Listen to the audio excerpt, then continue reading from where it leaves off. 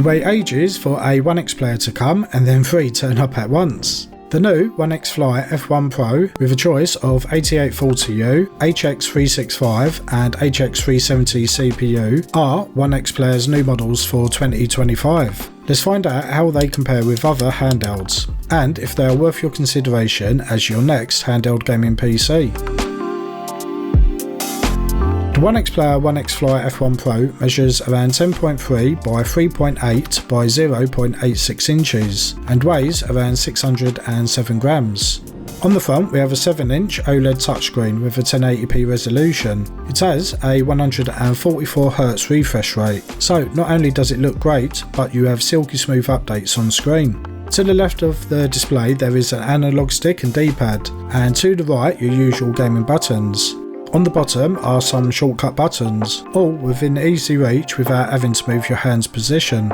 On the bottom there is a USB 4 Type-C port, which you can use to connect to high-speed peripherals including an eGPU, and to the right is a microSD card reader. On the top side there are shoulder buttons, triggers and macro buttons on either side. In the middle are the power and volume buttons, a 3.5mm audio jack, another USB 4 Type-C port, and finally a USB 3 port. As mentioned, the ONEXFLY F1 Pro comes in 3 CPU configurations. We have the AMD Ryzen 7 8840U with 780M GPU. This is the previous generation, first seen last year in many handheld gaming PCs. The next 2 configurations feature the brand new AMD Ryzen 9 HX365 and 370 processors, with 880M and 890M GPUs respectively. There are choices of 32 or 64 gigs of LPDDR5X RAM running at 7500 MHz. And depending on the configuration, there are choices of 1, 2 or 4 TB of M.2 2280 NVMe SSD. For communications there's Wi-Fi 6 and Bluetooth 5.2. Surprisingly, they didn't go for 6E and 5.3 unlike the new GPD models. Powering it all is a 48.5 Wh rechargeable battery. In our battery test running Cinebench on the loop with full screen brightness at 28 watts TDP, we got battery lives of 1 hour 10 minutes on the 8840U model, 1 hour 11 minutes on the HX365 and 1 hour 13 minutes on the HX370 model, around 10 minutes more battery life than the GPD Win 4 Mini. Your average usage will of course be higher, in the 3 to 6 hours range depending on demand. Also performed whilst running Cinebench, we again got very similar results across the 3 models. The 8840U and HX365 got 54 decibels fan noise and 45 degrees C temperature. The HX370 got 55 decibels and 45 degrees C, all very close battery life, fan noise and temperatures. For our benchmarks, we will be comparing the 3 models against each other, as well as comparing the performance with other HX-based devices. PCMark tests the performance of your day-to-day tasks, which include web browsing and video conferencing, through to more demanding workloads such as working with large office documents, image editing and rendering. We saw slightly lower results with the F1 Pro when compared to the GPD gaming handhelds. These are combined scores, so it could be slightly slower SSD speeds for example affecting them. Cinebench tests the CPU single and multi-core performance. We naturally see lower scores for the older 8840U processor. With the HX based models we see similar scores for single core performance. The HX370 takes the lead on multi-core performance, and we can see a considerable drop on the HX365, though it is the same as the Win Mini's HX370. Geekbench 6 also tests the single and multi-core performance. For single core performance we see fairly similar scores, which is expected. On multi-core, the HX370 again takes the lead. The HX365 does well, beating the Win Max 2 and Win 4 devices. On 3D Mark we are running the Time Spy, Night Trade and Firestrike benchmarks. Once the CPU and GPU come into play, there are some interesting results. We do see the F1 Pro HX365 have lower results in 2 of the 3 benchmarks when compared with the 8840U model. The HX370 scores improve on the other 2 models, but do struggle to keep up with the GPD devices. It will be interesting to see if this continues in the game's benchmarks, which are up next. For our gaming benchmarks, we will be running them at both 1080p and 720p across a range of TDPs to see how the performance differs. For Forza Horizon 5, we see that at 1080p, the F1 Pros have a noticeable lower performance than the GPD devices. And at 720p, the GPD devices keep the advantage until we get around 10 watts TDP, where the F1 Pro has similar or higher frame rates.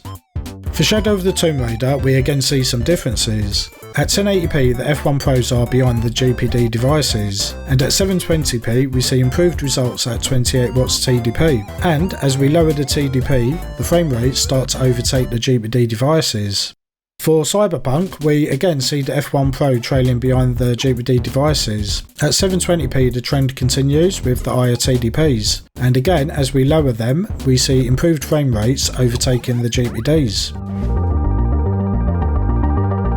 The F1 Pros compared with the GPD devices clearly have some differences in performance. Throughout the tests we see overall lower performance while at 28 watts TDP on the F1 Pro, and when we lower the TDP we see similar or higher scores than the GPD. This is most likely how the CPU and GPU power management is configured and can be tweaked with third-party software such as Handheld Companion.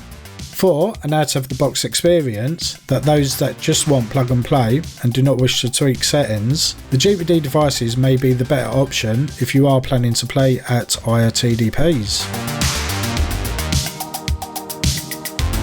Now for some games at playable settings on the HX370 model. Where possible, we're keeping above 60 FPS with different TDP settings. For Indiana Jones and The Great Circle, we are running at 720p on the low graphic settings, set to 30 frames per second at 28 watts TDP. You could use some upscaling if you wanted to improve the frame rate. For Lonely Mountain, we couldn't quite get to 144 FPS, but you can choose either 720p low graphics if you want 120 FPS, or you can go higher resolution and the graphic settings for 60 FPS. Carry On is a fairly low demanding game, which runs at 1080p resolution at only 5 watts TDP. Shredder's Revenge is another low demanding game that is no problem at 1080p resolution with higher frame rates. You can lower the TDP down to 5 watts to save battery life. Overthrown runs very well. You can set the resolution to 1080p with AMD FSR balanced enabled for above 60 frames per second. If you want a little extra graphics quality, you could change the FSR, but I couldn't really see much difference.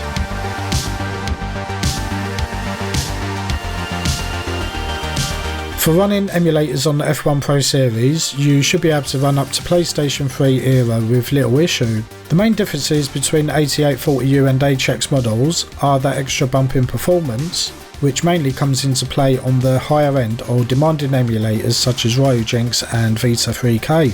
Going back a few console generations, we see excellent performance on DuckStation. You can increase the rendering resolution to 1080p and enable various graphics tweaks to improve the visuals. And it is much the same with PC SX2. Compatible games will run great, and you will again have no issues cranking up the rendering resolution and graphic settings. With RPCS3, you will see similar performance across the F1 Pro range. You will have shader caching whilst playing compatible games, but this shouldn't affect performance even on the 8840U model. And with the Vita 3K emulator, you can enjoy a decent number of compatible games. Depending on how demanding the game is, you can increase the rendering resolutions for nicer visuals. While the ONEXPLAYER F1 Pro series does not have an Occulink port, you can still use the high-speed USB 4 port to connect to an eGPU. You now have a choice of the ONEX GPU with AMD Radeon 6800M or the new and higher performing ONEX GPU 2 with AMD Radeon 7800M. These eGPUs provide a massive boost in GPU performance, which is not only great for gaming but also for video editing, for example.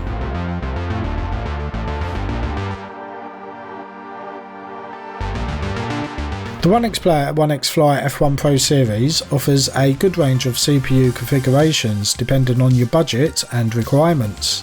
For the 32GB 2TB configuration, the 8840U is around $260 lower in price than the HX365 model, which is in turn around $120 lower than the HX370 model. The price versus performance is about right for the specifications. In terms of performance, we did see overall lower results than the GPD devices whilst running at 28 watts TDP, and as we lower it, we saw closer or higher scores. If you don't mind spending a little time, you can tweak a few settings. This will level the CPU and GPU's power performance to be more in line with the GPDs at higher TDP performance. The ONEXPLAYER F1 Pro remains a handheld to definitely consider. The form factor with large 7-inch OLED supporting 144Hz looks great, and has that advantage over the GPD devices.